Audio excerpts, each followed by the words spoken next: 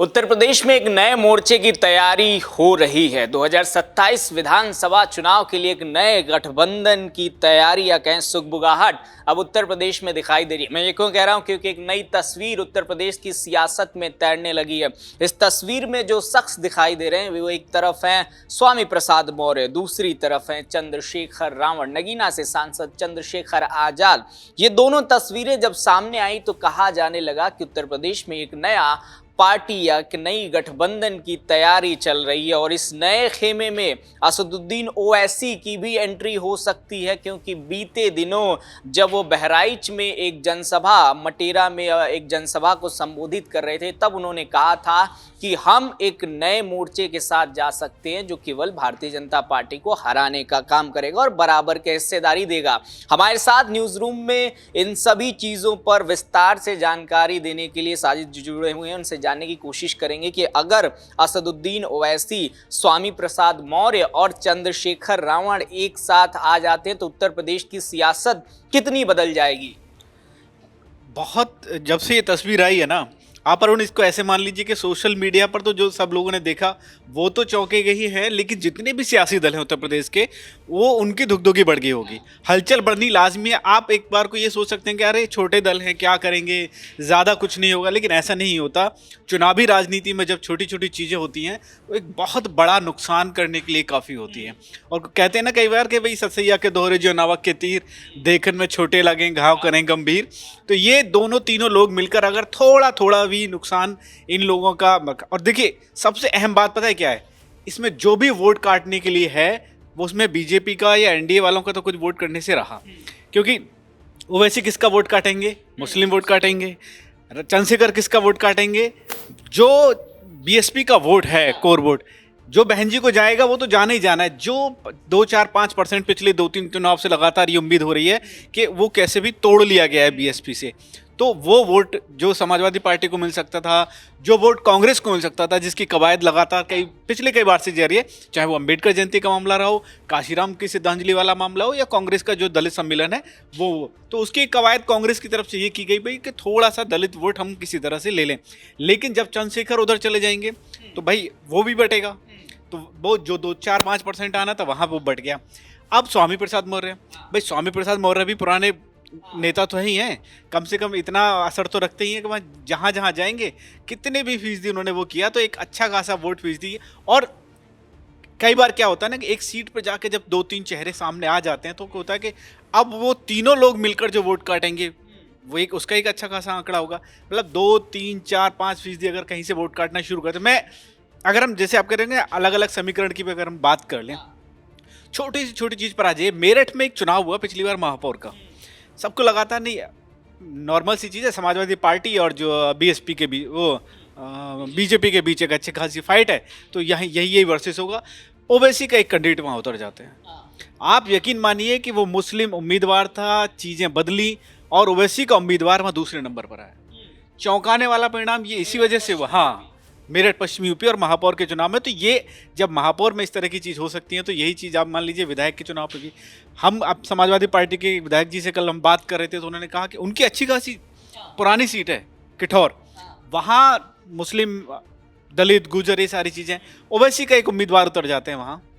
2 बार ओवैसी वहाँ पहुँचते हैं, घर घर पहुँचे, माहौल बदलना शुरू हो गया। कह रहे उनकी परंपरागत सीट उनके पिताजी जीते, वो भी 2-3 बार से जीते, लगा के चीज़ें कहीं गड़बड़ ना हो जाए, फिर भी उसने 5000 कुछ वोट वहाँ पर कर दिए। तो विधानसभा चुनाव में हमने बंगाल में देखा, हमने हरियाणा में देखा, कई इतनी सारी सीटें थीं जहाँ 1-1 हज़ार की सीट है हार जीत का अंतर हुआ। और यही चीज़ अगर यूपी में हो गई तो चीज़िए वो अलीगढ़ में होगा, वो मुरादाबाद में होगा, वो मेरठ में होगा, वो बरेली में होगा, वो मुस्लिम वाली उन तमाम सीटों पर होगा। और लोग जिन हल्के में ले रहे हैं कुछ चीज़ों को कि नहीं ठीक है आ भी जाएंगे तो क्या करेंगे। बहराइच में जहाँ से शंखनाद किया है ना ओवैसी ने, बहराइच वाले समाजवादी, हाँ मुस्लिम हैं, लेकिन बहराइच में अभी जो मौजूदा विधायक है समाजवादी पार्टी के, शाह हैं, वकार शाह के परिवार से आते हैं, फिर वो यासिर शाह और उनकी पत्नी मारिया शाह, लेकिन धुकधुकी बढ़ी हुई है पूरी तौर पर कि भाई ओवैसी ने शौकत अली को उतारा है ना, भाई वो जीतेंगे और कम से कम फाइट वहाँ बहुत अच्छी खासी होगी। ठीक यही अलग अलग आपको सीटों पर दिखाई देगा। देखिए, उत्तर प्रदेश में 19% जो है, कहा जाता है कि 19% मुस्लिम आबादी है, मुस्लिम मतदाता हैं। आबादी कहने का तात्पर्य मतदाता जो वोटिंग में भाग लेते हैं। 21 से 22%, इस समय 25% के करीब हो गया होगा। 25% जो है दलित आबादी मतदाता उत्तर प्रदेश में है।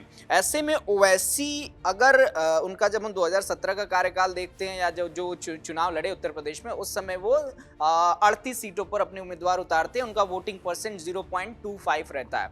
2022 में आते हैं, वो सीटें बढ़ा देते हैं, 95 पे उम्मीदवार उतारते हैं, वोटिंग परसेंट बढ़ जाता है, लगभग 0.49 पे हो जाता है। इस बार कहा जा रहा है कि वो इस बार 200 से ज्यादा सीटों पर लड़ेंगे।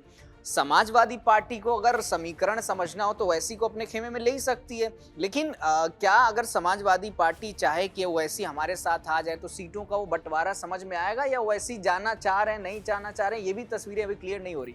दो चीज है उसमें भी। एक तो ये अरुण के ओवैसी ने एक शर्त रख दी कि भाई सम्मानजनक और बराबरी। तो सम्मानजनक में आप कितनी सीटें लेंगे और बराबरी में आप कहेंगे। देखो, एआईएम का हम लगातार एक पैटर्न देख रहे हैं, बिहार में हमने देखा, और जहाँ जहाँ मुस्लिम बाहुल्य सीट है या मुस्लिम जगह, वो कहते हैं कि हमें कम से कम डिप्टी सीएम चाहिए। पिछले 2 बार से हमने कहा कि उन्होंने कई उदाहरण दिए। उन्होंने कहा कि भाई राजभर वो 4 से 5 सीट लेकर बीजेपी में मंत्री बने हैं 6। संजय निषाद के बारे में उन्होंने कहा, और उन्होंने कहा कि जब ये छोटी छोटी पार्टियां, आरएलडी की बात उन्होंने की, जब ये लोग केंद्र में मंत्री बन सकते हैं, राज्यसभा भी ले सकते हैं, तो हम तो भैया कम से कम जो है 40, 42, 45 सीट जिताने वाले लोग हैं, तो हमको डिप्टी सीएम तो चाहिए। वो डिप्टी सीएम से बात शुरू करते हैं यूपी में। तो क्या समाजवादी पार्टी डिप्टी सीएम का पद वहाँ दे पाएगी? पहली बात। दूसरी बात ये कि देखो, अभी जब हम लोग पश्चिम बंगाल का पैटर्न हमने देखा, वहाँ बीजेपी ने एक हिंदुत्व वाला कार्ड चला और वो ममता बनर्जी पे एक ठप्पा लग गया कि साहब ये मुस्लिम्स की पार्टी बन के रह गए। कांग्रेस पर एक ठप्पा लगा असम में कि सिर्फ उनके 19 विधायक जीते और वो करीब सारे के सारे मुस्लिम हो गए, वो मुस्लिम की पार्टी बन के रह गए। अखिलेश यादव, मुझे नहीं लग रहा कि ये इस तरह का कोई रिस्क यहाँ उत्तर प्रदेश में ले पाएंगे चुनाव से पहले। उनकी कोशिश यहाँ ये जरूर हो सकती है कि भाई अच्छा अगर उन्होंने प्रदर्शन कर दिया, ज़रूरत पड़ी तो चुनाव के बाद इस तरह की चीज़ें हो जाएं, क्योंकि वो अभी भी उन तमाम चीज़ों से बच रहे हैं कहीं ना कहीं कि वो उस तरह का ठप्पा लगे। वो जान रहे हैं कि पीडीए का जो मैं नारा लेके चला हूँ उसमें पिछले दलित और अल्पसंख्यक अपना जो है किसी तरह से वो जुड़े रहेंगे, वो नहीं जाएंगे। अब वो दूसरा कहीं ना कहीं से वो चीज़ें करने की कोशिश कर रहे हैं। वो चाह रहे हैं कि भाई ब्राह्मण सम्मेलन उन्होंने शुरू किया कल, ठीक है, उसके जरिए उनका वोट कहीं से आ जाए। वो दादरी में गुजर सम्मेलन करके चले गए। उनको ये था कि भाई ये वाला वोट मुझे कहीं से प्लस हो जाए, अगर कहीं से माइनस हो रहा है तो वो ये रिस्क कतई नहीं लेंगे कि भाई मैं कहीं से एक नया ठप्पा लग जाए ओवैसी को आने का। देखो, ओवैसी की शैली आप जानते ही हैं, उनके बोलने का अंदाज या उनकी पार्टी के जो तमाम लोग हैं वो एकदम वो बीजेपी वाला पैटर्न टाइप का मामला है। तो वहाँ इस तरह की फाइट हो जाएगी कि पता लगा जो मिलना था वो भी गड़बड़ हो जाएगा। हालांकि मुझे एक चीज़ ये लगती है कि अगर ये कवायद कर ली जाए, ये चीज़ें कर ली गई होती, पहले एक बार ट्रायल कर लिया गया होता, तो कहीं ना कहीं उसका फ़ायदा मिल सकता है। कहीं ना कहीं उसका फ़ायदा ये मिल सकता है क्योंकि फिर वो वोट नहीं बटेगा। मैं एक और आपको आंकड़ा देता हूँ। पिछली बार क्या हुआ, विधानसभा चुनाव थे, अलीगढ़ में चुनाव शुरू हुए, समाजवादी पार्टी से एक युवा नेता को टिकट मिलता है। अचानक से क्या हुआ कि वहाँ पुराने विधायक को टिकट मिला और युवा नेता का टिकट काट दिया गया। वहाँ हंगामा मचा पूरा, क्योंकि मुस्लिम थे दोनों और वो युवा नेता भी तैयारी कर रहे हैं, लगातार चीज़ें कर रहे हैं। तो एक शाम पहले वो ओवैसी की पार्टी के पास जाते हैं, सारी चीज़ें हुई, वहाँ से भी टिकट की बात बन गई कि नहीं बन जाएगी, बात मिलने वाली थी। अब ये कोशिश पूरी हो गई, ये पूरी बात फैल गई सारे मुस्लिम इसमें कि भाई अब किसको चुना जाएगा अगर वो टिकट, लेकिन उनकी ओवैसी से बात नहीं बनी, लेकिन बात बीएसपी से बन गई। बीएसपी से बनने के बाद और डबल नुकसान हो गया, मुस्लिम वोट गए, दलित वोट और आ गए, तो एक अच्छा खासा मामला जो था वहाँ से वो अब समाजवादी पार्टी के विधायक हार गए। वो भी नहीं जीते, लेकिन समाजवादी पार्टी का विधायक वहाँ से हार गया। तो ये जब मेरठ में हो सकता है, जब ये काम अलीगढ़ में हो सकता है, तो आप ये मान लीजिए कि ये उन तमाम जगह हो सकता है या हो जाएगा। और जब 3 लोग मिल जाएंगे, अरुण चंद्रशेखर मिले, स्वामी प्रसाद मौर्य मिले और अगर ओवैसी मिले, तो ये 3 तगाड़ा काम बिगाड़ा वाला मामला है। अब किसका काम बिगाड़ेंगे आप अच्छे से समझ सकते हैं। जब उत्तर प्रदेश में हम इन जातियों की बात करते हैं, मुस्लिम वोटरों की बात करते हैं, ओवैसी के आने से कम 4 से 5% का जो वोट प्रतिशत है वो कहीं ना कहीं विपक्ष से पाले से कम होगा। जब बात हम स्वामी प्रसाद मौर्य की करते हैं तो खाटी दलित राजनीति करते हैं। पहले वो सपा के पाले में रहे, फिर बीजेपी में मंत्री रहे, फिर मंत्री छोड़कर उन्होंने अपनी पार्टी बनाई जिसका नाम अपनी पार्टी है। चंद्रशेखर ने अपनी पार्टी, नगीना से सांसद है। अब ये वक्त बताएगा कि ये तीनों मिलकर उत्तर प्रदेश में क्या नया कारनामा करने जा रहे हैं। वैसे आपको क्या लगता है उत्तर प्रदेश में आने वाले समय में सियासत तस्वीर कैसी होगी? जवाब नीचे कमेंट सेक्शन में लिखकर बताएगा। ऐसी तमाम खबरों के लिए देखते रहिए राष्ट्रवाणी। नमस्कार।